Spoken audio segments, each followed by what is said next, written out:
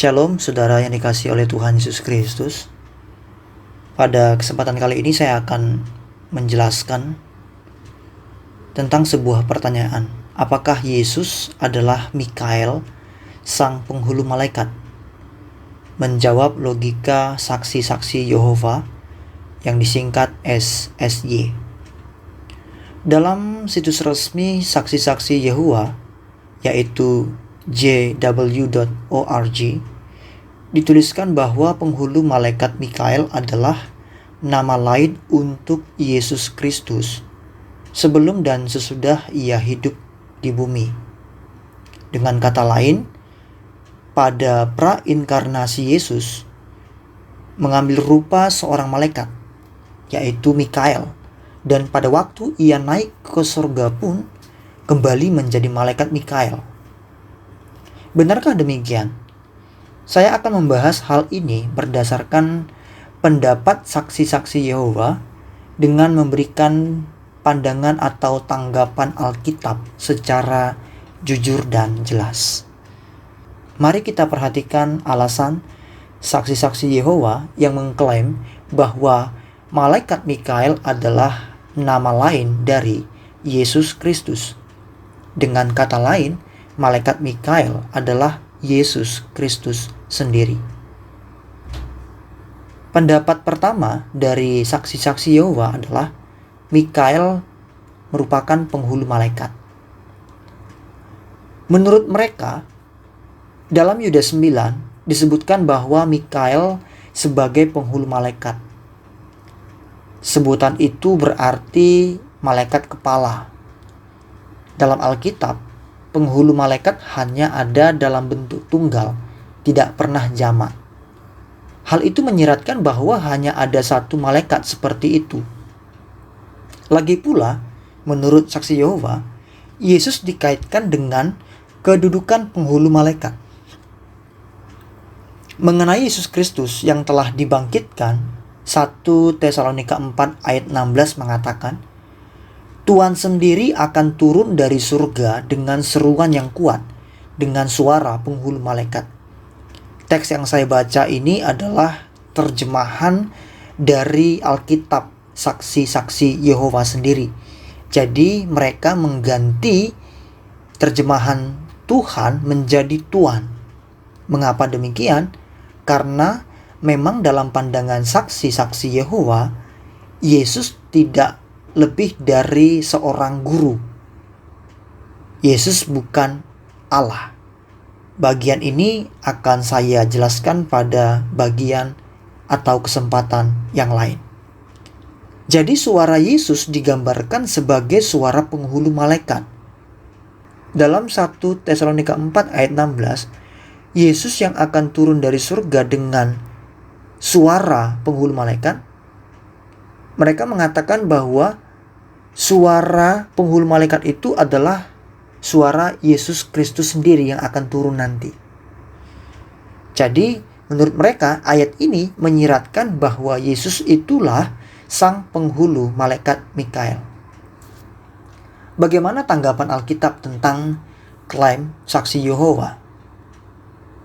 Saudara, Mikael, sang penghulu malaikat, mungkin adalah yang tertinggi di antara semua malaikat. Alkitab menunjukkan demikian. Mikael adalah satu-satunya malaikat dalam Alkitab yang dinamai sang penghulu malaikat. Di dalam Yudas pasal 1 ayat 9. Kekeliruan saksi-saksi Yehova adalah dalam tafsiran 1 Tesalonika 4 ayat 16. Terjemahan baru berkata demikian. Sebab pada waktu tanda diberi, yaitu pada waktu penghulu malaikat berseru dan sangkakala Allah berbunyi, maka Tuhan sendiri akan turun dari surga, dan mereka yang mati dalam Kristus akan lebih dahulu bangkit. Mereka menyamakan penghulu malaikat yang berseru dengan Tuhan yang akan turun dari surga. Seolah-olah Tuhan Yesus yang berseru, lalu setelah itu turun dari surga untuk membangkitkan orang yang mati. Kalau kita perhatikan dengan baik-baik, Paulus menekankan bahwa kedatangan Tuhan nanti akan didahului bunyi seruan penghulu malaikat. Dengan kata lain, penghulu malaikat yang berseru bukanlah Yesus Kristus. Lalu apa alasan kedua saksi-saksi Yehova mengklaim bahwa Mikael adalah Yesus Kristus? Alasan kedua adalah Mikael merupakan pemimpin pasukan. Menurut saksi Yehova, Alkitab menyatakan bahwa Mikael beserta malaikat-malaikatnya bertempur melawan naga beserta malaikat-malaikatnya. Mereka mengutip di dalam kitab Penyingkapan 12 ayat 7. Kitab Penyingkapan ini adalah istilah yang digunakan oleh saksi-saksi Yehova untuk kitab Wahyu. Maka Mikael adalah pemimpin sepasukan malaikat yang setia. Buku Penyingkapan menurut saksi Yehova juga menggambarkan Yesus sebagai pemimpin sepasukan malaikat yang setia. Di dalam Penyingkapan atau Wahyu 19 ayat 14-16. Selain itu, saksi-saksi Yehova juga mengutip perkataan Rasul Paulus yang secara spesifik menyebutkan Tuhan Yesus dan malaikat-malaikatnya yang penuh kuasa di dalam 2 Tesalonika 1 ayat 7. Jadi, Alkitab menyebutkan baik Mikael beserta malaikat-malaikatnya maupun Yesus bersama malaikat-malaikatnya. Mereka merujuk kepada Injil Matius 13 ayat 41, Matius pasal 16 ayat 27, Matius 24 ayat 31, dan 1 Petrus 3 ayat 22. Karena firman Allah tidak pernah menunjukkan bahwa ada dua pasukan malaikat yang setia di surga. Satu yang dikepalai oleh malaikat Mikael dan satu lagi oleh Yesus. Menurut mereka, masuk akal untuk menyimpulkan bahwa Mikael tidak lain adalah Yesus Kristus dalam tugasnya di surga. Bagaimana tanggapan Alkitab? Saksi-saksi Yehova hanya menarik premis dengan mencocok-cocokkan bagian-bagian tertentu Alkitab saja. Seharusnya kita membaca dan memahami seluruh konteks dalam Alkitab untuk menarik sebuah kesimpulan yang alkitabiah.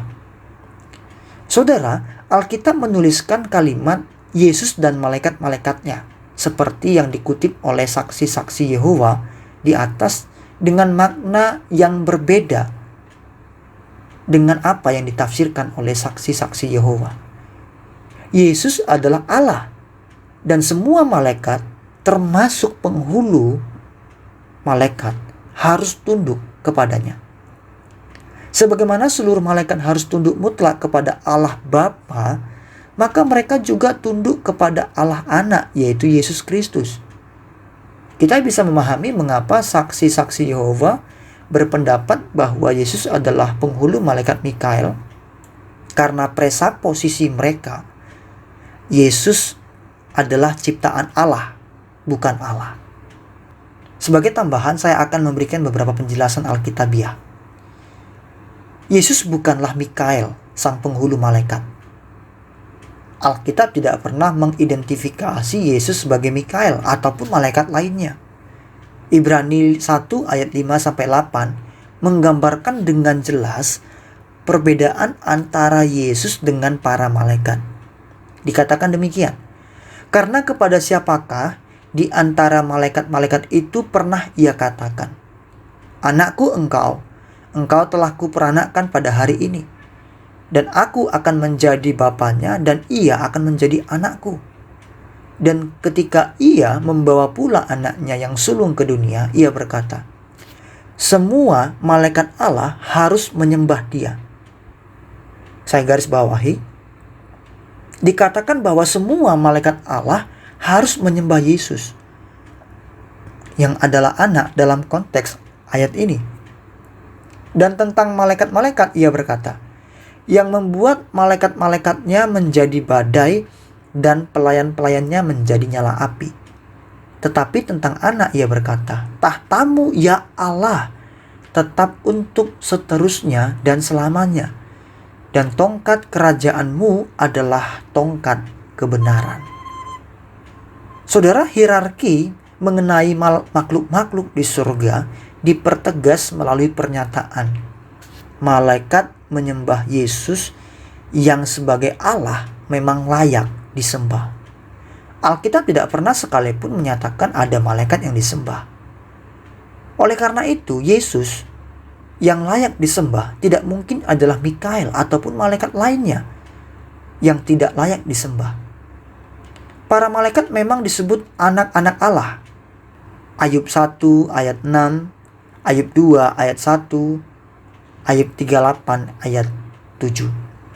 Namun Yesus adalah anak Allah. Tertulis di dalam Ibrani 1 ayat 8 dan Matius 4 ayat 3 sampai 6. Bahkan Yohanes berkata bahwa Yesus adalah Allah yang berinkarnasi di dalam Yohanes 1 ayat 1 dan ayat 14. Jadi Mikael, sang penghulu malaikat, bagaimanapun juga hanyalah seorang malaikat. Hakikatnya adalah malaikat. Dia bukan Allah. Perbandingan kuasa dan otoritas Mikael dengan Yesus dapat dilihat dengan jelas dengan membandingkan pernyataan di Injil Matius pasal 4 ayat 10 dan surat Yudas pasal 1 ayat 9. Di dalam Matius 4 ayat 10 dijelaskan bahwa Yesus menegur setan. Tetapi dalam Yudas 1 ayat 9, Mikael sang penghulu malaikat tidak berani menghakimi iblis itu dengan kata-kata hujatan ketika bertengkar dengan setan dan memohon kepada Allah untuk menegur dia. Mikael sang penghulu malaikat memang malaikat yang punya kuasa, namun tetap hanyalah seorang malaikat. Sebagai kesimpulan dari pembahasan ini, Mikael bukanlah Yesus Kristus. Mikael adalah penghulu malaikat yang tunduk kepada Allah. Yesus adalah Allah yang berinkarnasi menjadi manusia. Dia Allah sejati dan manusia sejati.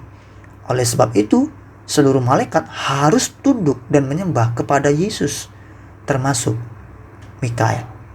Itulah penjelasan Alkitab untuk menjawab pertanyaan, apakah penghulu malaikat Mikael adalah Yesus Kristus?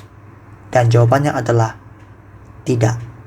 Semoga saudara-saudara diberkati dan memiliki kerinduan untuk belajar kebenaran firman Tuhan dengan tulus. Tuhan Yesus memberkati kita semua.